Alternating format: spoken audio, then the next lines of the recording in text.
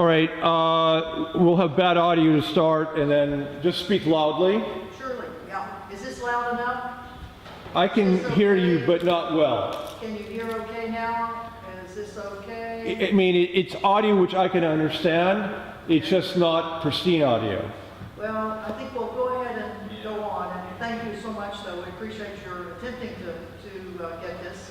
Well, first, we want to welcome all of you all here to our U.S. Bases workshop. As this presentation on war and the environment, this whole conference on war and the environment, and war and the military is part of this whole thing. So we're going to go over some information to give you so that you can talk to your friends and neighbors about the extent of our military in both the United States and the world, and some issues that you might want to raise as you talk to them about closing military bases. I mean, that was the subtitle of this, closing military bases, and we all know how difficult that is in our own communities because of the jobs that are created by the military, the tradition of having a military in your own neighborhood and things like that. So trying to close up military bases is a very difficult thing. Some of the things that we'll talk about may give you some ammunition, so to speak, for this. First, how many bases are there in the United States? Does anybody know that? Well, they say there are 440 military bases and installations. That's the base number. If you really start counting out all of the little details of little places where the Department of Defense has things, it'll be up to about 1,000 different locations in the United States. But 400. Lisa Ling, who's been 20 years in the U.S. Air Force, says much higher than that. How many would you say, Lisa? If you look at local police departments, there's a military presence. Well, that's true. As Lisa says, if you look at the militarization of our local police forces, you can add them to it. But let's just say DOD installations. I'm going to put the second slide up here of places where these military installations and the environment run into trouble. Over 900 of the 1,200 Superfund sites in the United States are connected with Department of Defense.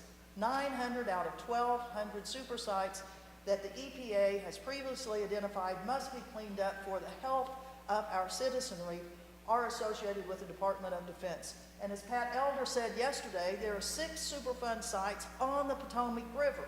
And in fact, we're sitting on one of them right here, American University, which was in World War I, a testing ground for chemical weapons. And in fact, as Pat said, and when you talk to him in private, he'll tell you about they're putting little deer, hanging deer on crosses out here in the American University to test how fast it takes certain chemicals to kill animals. Here's a different slide of the same thing just to make sure we include Alaska and Hawaii in the Superfund sites of where else are these Superfund sites located? We talk about our indigenous populations.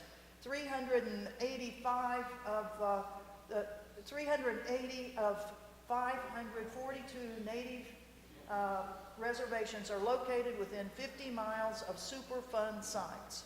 So our Native American populations are living very, very close. And a lot of these are not only the uranium mines that are not necessarily identified as a DOD asset. I mean, private companies are doing a lot of this uranium mining. That's over and above what are identified as Department of Defense Superfund sites. And if you think about in your own areas, where are these things? This slide just happens to pick out Puget Sound, with the military bases, both the Air Force, Navy, Army bases up around the Puget Sound area. And you can be guaranteed that wherever there's a major military installation, there's going to be a Superfund site. And some of the most egregious ones that we know about right now because of the publicity, because active duty people have been finally getting heard actually in the U.S. courts, which is difficult. Normally, if you're in the military and you get injured by anything the military has to do, it's tough noogies. You cannot sue the government. See this finger right here? This is not an obscene gesture. This is the way I make a fist now because of military medicine that screwed up a finger in 3 operations and I can't bend it. Well, did I get to sue anyone on that? No, because you can't sue, except now there's an exception on these environmental issues. Camp Lejeune, North Carolina, where thousands, probably tens of thousands of people, military families, military, civilians, have been injured by the groundwater pollution that has been in that military base for decades.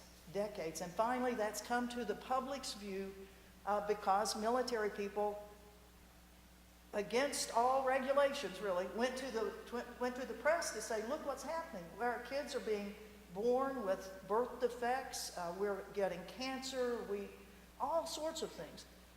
Other places, big bases like Fort McClellan, Alabama, which was the home of the U.S. Army Chemical School. That's where they did a lot of the testing. When I joined up in the Army in 1967, I went to basic training. The Women's Army Corps basic training was at Fort McClellan, Alabama.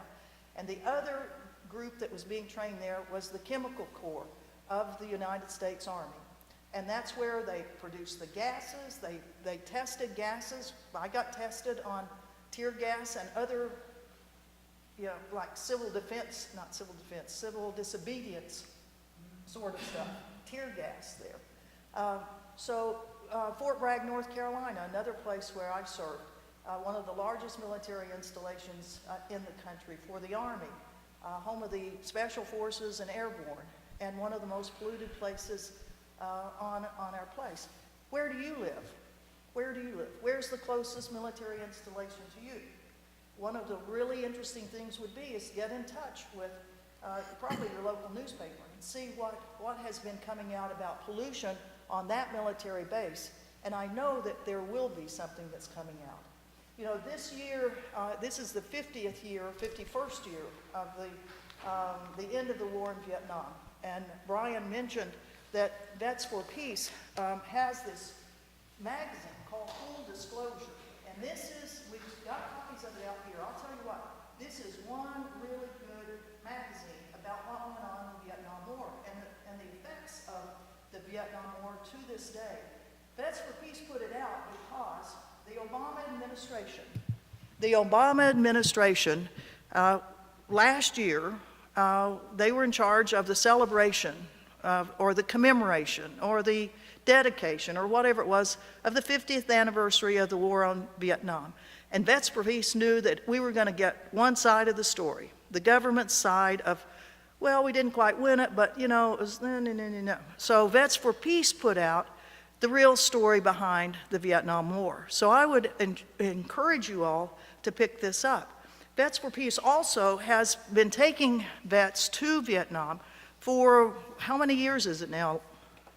Is this 5 years or 6 years that we've been taking groups of people, Vets for Peace and allies, to Vietnam? I went on the trip 2 years ago, and it was amazing that we were taken off from starting in Hanoi all the way down to Ho Chi Minh City and stopping in at places, particularly that the people who had served in Vietnam, places that they had served. And I did not serve in Vietnam. I was a Vietnam era person, but I did not serve in Vietnam. One of the things that was the most dramatic that we saw and talked to Vietnamese, both the VC, Viet Cong, the North Vietnamese Army. I mean, we talked to veterans, Vietnam veterans that the U.S. fought against in every single city we went in and every single hamlet. And it was amazing how generous they were.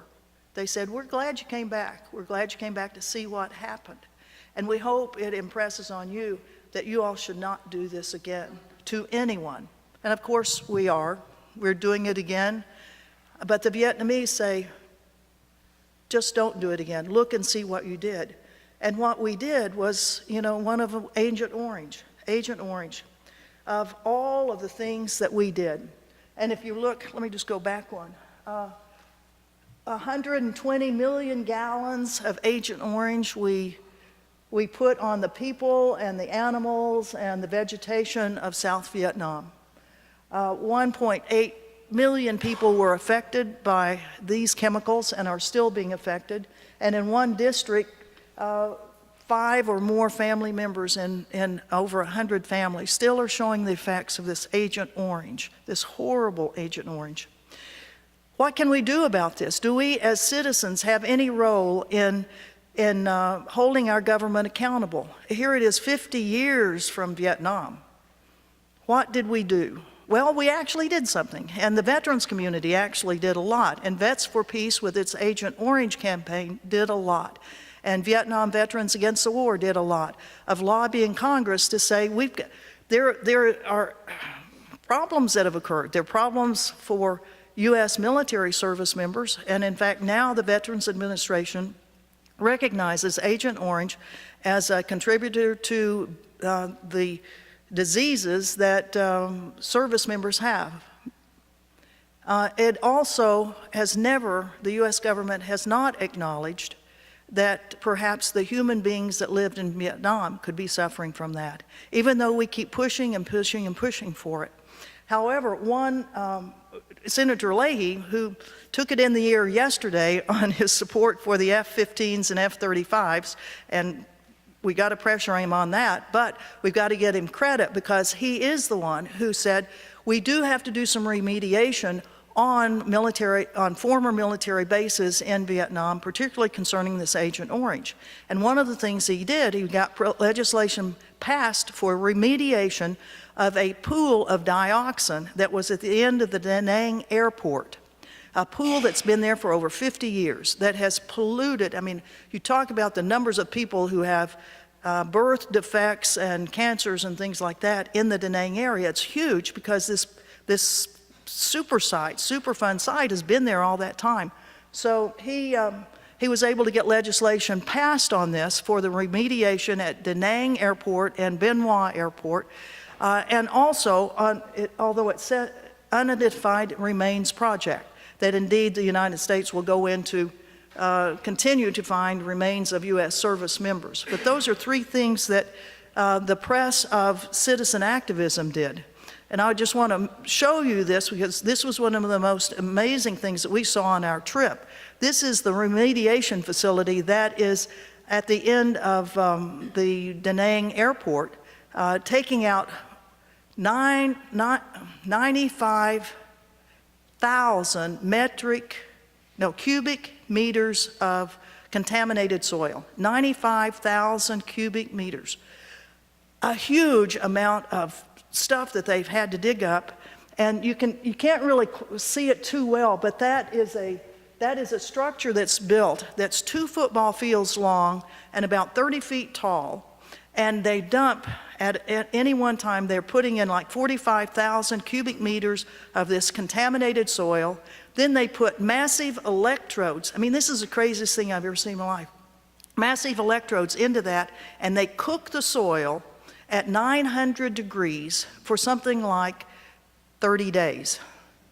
And then they say that cooks off all the dioxin. This project is a $94 million project. And the one that's going to happen in Bien Hoa will probably be about the same amount. That's to say, the citizen activism and veterans activism has been useful in doing that. But these are things that let's remind our citizens of our fellow citizens, our neighbors, of the cost of these wars that continue decade after decade after decade. The other project that Vets for Peace is involved in is unexploded ordnance. And if you think about Vietnam, you think about Afghanistan and Iraq and these things. Right now they say that over 100, more bombs were dropped on Vietnam than were dropped in World War II. I mean, it's incredible in that tiny little country. And right now we have over 105 have been wounded, 105,000, yeah, have been wounded by unexploded ordnance. Over 40,000 people have been killed by this unexploded ordnance. The United States government really hasn't taken this on. It's been the Norwegians that have helped out. But our Vets for Peace person, Chuck Searcy, let's give a hand for Chuck Searcy. He's lived in Vietnam now for 20 years, and he is a coordinator of that Project Renew, which is handled through funding through the Norwegian Aid Society. Okay, our current wars, what have they done? I mean, in this, we could go on for a long, long time, but Afghanistan and Iraq, we've got the burn pits that people who have served in Iraq and Afghanistan come back to the United States complaining of their respiratory problems, their skin problems. And if they have those problems, you can be assured that people in Afghanistan and Iraq have the same problems. We are not helping, to my knowledge, there are no U.S. government programs that are helping any Iraqis or any Afghans on this.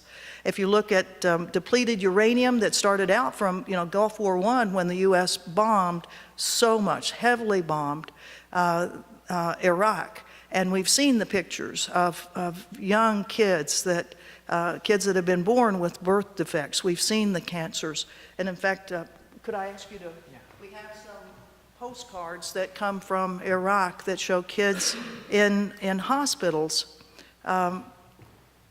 Here's one of the pictures that we'll be giving out of a young kid that has cancer. We've got kids we don't have any of those, the photos of the young people with all of the birth defects, but you know of them. Lisa, did you? I was just going to give a plug for Islam, who's been doing a lot of work with the people of Iraq and raising funds for children in hospitals and to help some of these children get the help that they need. Yes, Lisa brings up a good point. The NGO community, and say again? Islam. ISLAH, I-L-S-E-H, is an organization that's been helping a lot of victims in Iraq particularly, but in Afghanistan, I know we've got a lot of NGOs that have been trying to help there, but it's nothing that the U.S. government has acknowledged, There are some things specifically in Afghanistan that government agencies, it's all about pressure. I'm just going to throw it out there, affluent people in the United States Yes. that have gone there and put the pressure on to. Indeed, going to these places is very, very important to see them. In fact, I know from the front row here, we've got lots of people. Kathy Kelly has been in Iraq even before the war started for years to document what was going on between Gulf War I and Gulf War and the latest Gulf War and all the effects of the sanctions, and then now the long-term Iraq war that we've had on them, and then also in Afghanistan, where she has identified, had been there frequently from 2001 onward. 2010. Mm-hmm. About 3 more minutes. 3 more minutes, okay, thank you. I'll go quickly through here so that we can, Will's going to do a presentation, and then at that point, after his, then we'll have a big, good discussion. And I'd like for all of you all who have traveled around, who've seen these places, Joanne has, we've got a lot, Sherry has been, Megan, have you been? Well, you're there in spirit, I know that. Well, I'll just keep on. How about military bases outside the United States? One of the best resources for finding out about what's going on of U.S. military outside the U.S. is this book called Base Nation by David Vines, who actually is a part of American University. His book is excellent, excellent. And as we see from the figures that he gives in his book, we've got over 800 bases in 70 countries. These are major bases that are in other countries, and we'll be talking about some of these particularly. The largest number of bases are in Germany with 179 and over 40,000 personnel, which rises when we have military war games there. That number will rise. Japan with 109 bases, and Korea with 85 bases. Here are just a couple of slides that show other, what they call lily pads, small bases that don't really count as major military installations, but are in other parts of the country, parts of the world. Virtually every U.S. embassy will have a military attaché, and that military attaché will be cooking up war games or military exercises with the host nation military, and at various times during the year there will be U.S. military presence in virtually every country of the world. Here's just in particular in Europe, we still have so many bases in so many areas, and in the Middle East, a huge number of bases in the Middle East. And we're not the only ones that have bases outside the United States, but we are by far the largest number. The UK, France, as colonial power, still have them, but we have other countries that have started. Japan and South Korea now have bases in the Middle East. China has bases in the Middle East, and Russia has bases in the Middle East. So we've got a large number. I'll finish this and then we'll have some questions in just a moment. Okay. And here's another depiction of all the places U.S. military bases are. And here we have, it seems like we kind of surround some countries, and some of these bases may not, this was an older slide, but these are places where the U.S. has had military bases during the course of the last 14 years. And we surround a lot of countries. That one was surrounding Iran, and then another depiction is all the military bases we have around Russia. And you know, how did Russia get so near all of our military bases is one of the, you know, the questions that people ask.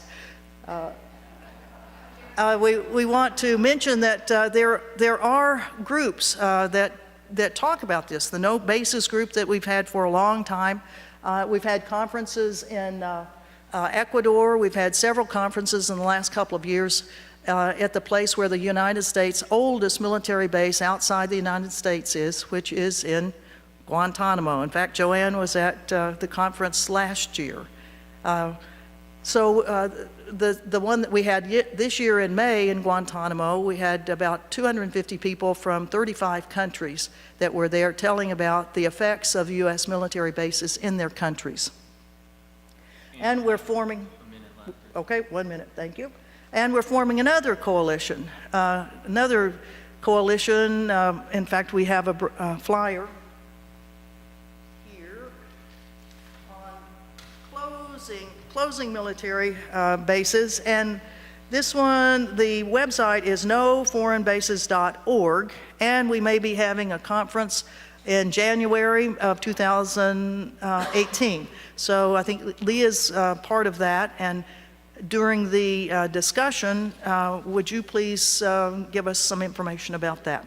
So with that, I want to stop my part of this and turn it over to another Veterans for Peace person, Will Griffin, who has been a really, really active member of Vets for Peace and taking the time to travel to places to see what's going on. Will's was in the military for, what? 5.5 years, Iraq and Afghanistan both, and we are really, really thrilled that he is with us in Vets for Peace. Big hand for Will.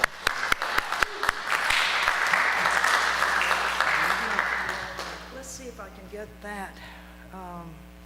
Okay, well, while Ann pulls up some photos, I just want to, I don't know if many people have heard about me. I'm Will Griffin. Like she said, I'm a veteran, but I was also born, raised in a military family. I was born overseas on a foreign military base in West Germany in the 80s. And as a rapper from the UK named Low Key says, I'm a product of the system I was born to destroy. So, but I'm going to focus on two places, South Korea and Okinawa in particular, because I think these are, one, I focus a lot of my work in the Asia Pacific region. I'm half Korean. I lived in Korea for 4.5 years as a kid. I studied U.S. foreign policy in the Asia Pacific region in college, and I've been to South Korea 3 times in the past 1.5 years. I've been to Okinawa twice. I'm going to Okinawa again in this December. So, I've built relationships with people on the ground who are fighting against these bases and against U.S. imperialism, essentially. So I think I have, the numbers aren't too important. I got Japan has 122 bases total, but in Okinawa alone, which is a small island, is 32 bases. 20% of the island is U.S. foreign bases. So I don't know if you can imagine if 20% of California or any state was covered by a foreign military base, just to try to give a different perspective on that.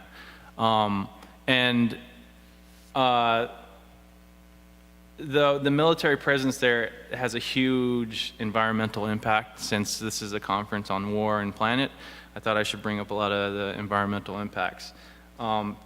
Just to start off, it suffers from deforestation, soil erosion, coral reef degradation, depletion of fisheries, groundwater depletion and pollution, hazardous waste and toxic dumping, riverine pollution, land salinization, destruction of wetlands and mangroves, and goes on and on and on and on. Last year, in 2016, over 400 pages of U.S. Marine Corps handbooks and reports obtained under the FOIA, the Freedom of Information Act, showed over 270 environmental accidents that were unreported. These are just the ones that were unreported, 270, in the past 15 years or so.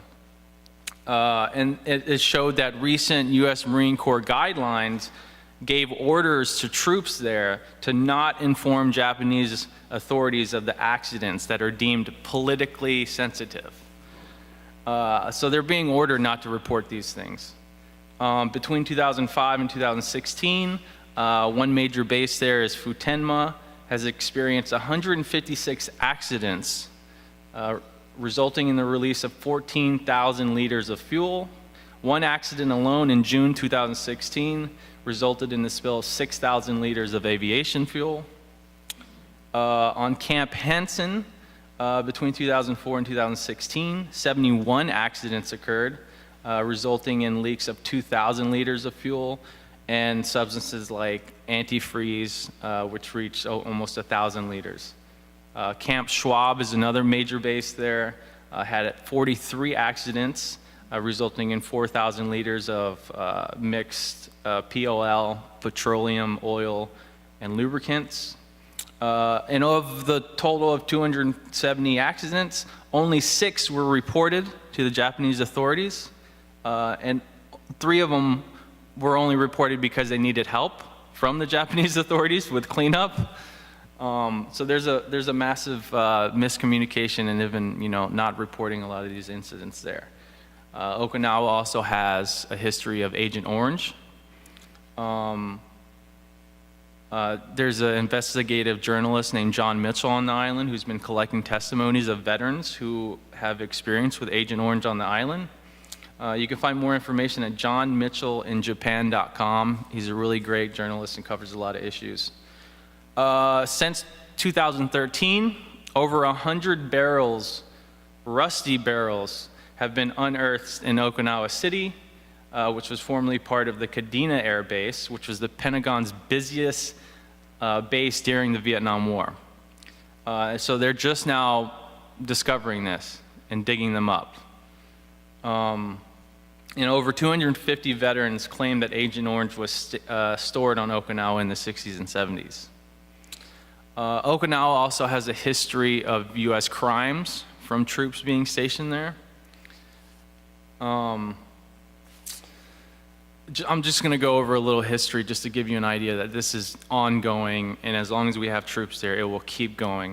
1951, an Air Force fighter accidentally dropped a fuel tank on an Okinawan house, burning it to the ground and killing 6 residents. 1959, Air Force jet crashed into an elementary school, killing 17 students and teachers. 59 to 64, there was at least 4 Okinawans who were shot and killed from stray bullets. 62 to 68, there's 4 more crashes and accidents involving military aircraft, killing dozens more. At least 14 have died by being hit by military vehicles, including a 4-year-old killed by a crane. But there's a major incident in 1995 the Okinawan rape incident of 3 Marines, actually it was 2 Marines and 1 Navy, who raped a 12-year-old little girl, which created a huge outrage. And they beat her, duct taped her, raped her, and killed her. 12-year-old little girl. And as a result, the next year, they announced that they were going to close Potomac Air Base and move it somewhere else, which is Henoko Bay right now that they're fighting. And this was announced in 1996. They have essentially not done any construction, and this is because of the anti-base protests. Been going on for decades. So these, you know, there's Save Henoko. This is, you know, a Facebook page that you can follow. They give updates, periodical updates on what's going on there. And, you know, even though that rape incident happened in '95, there's also another major one that happened just last year with a military contractor who was a former Marine. And at Kadena Air Base, which is, you know, the base that they, was the most busiest base, and it's a huge base out there, they, this military contractor raped and killed a 20-year-old Okinawan woman, which has helped to actually reignite and to get more people to learn about the issues and the anti-base protests that are going on there. And like I said, as long as troops are there, this will continue to go on. At the same time, the U.S. Pacific Commander, Admiral Harry Harris, gave a testimony last year. And he said that this base was supposed to be completed by 2023, and since the protests have been going on, he mentioned that it was delayed by 2 years. But being that this base was actually, you know, the Henoko project was announced in 1996, 2 years is a complete lie, because they, you know, like I said, they haven't done any construction on this base. So I mean, protesting against these bases is working, and I think that's a win in and of itself. I just want to move on to South Korea, and that's, you know, that's a hot spot right now. South Korea, my numbers is 83 bases, 23,000 troops right now. But it's just, I just want to give the perspective that if North Korea had one base in Mexico off the coast of California, off the border of California, what the Pentagon and how Americans would react to that. Yet we have 83 bases, and we're continually doing nuclear bomb dropping drills, the world's largest military training exercises on its border. It's completely surrounded by us. U.S. Pacific Command, if you go on their website, it says in the Asia Pacific region, we have 375,000 military and civilian personnel under U.S. Pacific Command in the Asia Pacific region, 375,000 personnel. So South Korea with some environmental impacts, and well, I would say this is an environmental impact. In 2015, it was discovered that the U.S. shipped anthrax to South Korea on 15 different occasions since 2009. Which the U.S. obviously lied about. There's a huge base that they've closed, but they've relocated to Camp Humphreys, but the base that they closed was the Army Garrison Yongsan in Seoul. And since closing that base, they've been doing tests on the environment there, and they've found very high levels of a chemical called benzene, and TPH, total petroleum hydrocarbons. The South Korea's Ministry of Environment released a 4-page document in 2015 that has details of analysis conducted on groundwater samples. These substances detected were benzene,